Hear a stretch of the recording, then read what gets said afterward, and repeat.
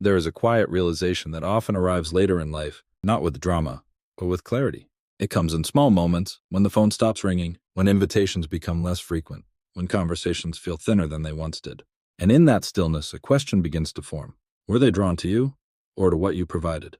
If this thought feels familiar, take a moment to sit with it gently and notice when you first began to sense the difference between being valued and being useful. By the time someone reaches 70, they have spent decades showing up for others. They have been reliable, capable, generous with their time, their effort, their attention. They solved problems, filled gaps, carried responsibilities that others quietly stepped away from.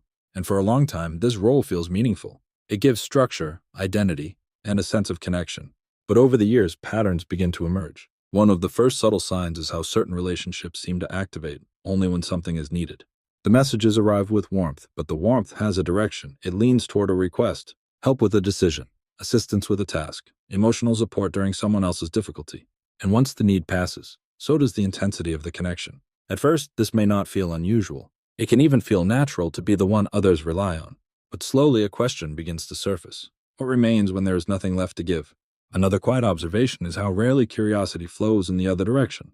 You may have spent years asking others how they are, listening carefully, remembering details, offering thoughtful responses. But when your own circumstances shift, when your energy lowers, when your life becomes quieter, you may notice how few people ask, and fewer still stay long enough to hear the answer. It is not always intentional, but it is revealing. There is also a shift in how appreciation is expressed. In earlier years, gratitude may have been tied to what you did, your reliability, your consistency, your ability to solve problems. But rarely was it tied to who you were, independent of those contributions. And over time, that distinction becomes impossible to ignore. They appreciated the function, not always the person. Pause here for a moment and reflect. Have you ever felt that your presence mattered most when you were actively giving something? There is a particular kind of loneliness in that realization, not the loud kind, but a quiet, steady awareness that connection was often conditional.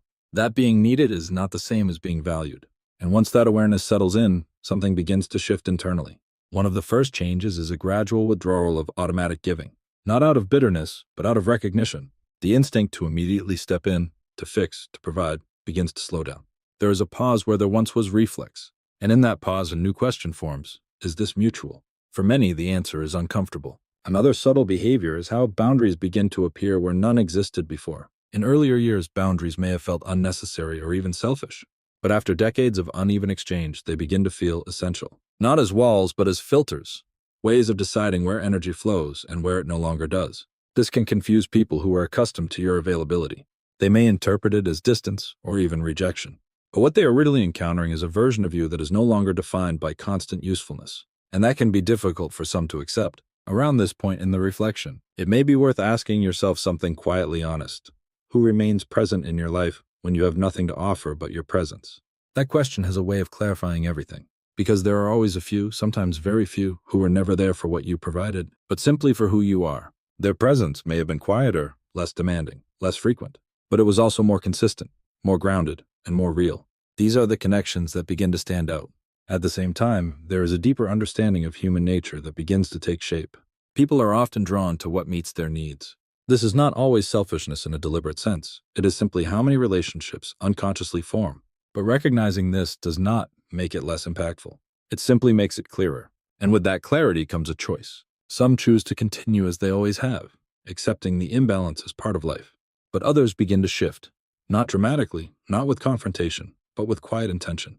They give less where there is no reciprocity. They invest more where there is genuine presence. They stop confusing being needed with being valued. There is also a subtle emotional adjustment that takes place. The disappointment does not disappear, but it becomes quieter, more contained. It is no longer something to resolve with others. It becomes something to understand within oneself. Why did I give so much without noticing the imbalance? Why did usefulness feel like connection? These are not questions of regret, but of insight.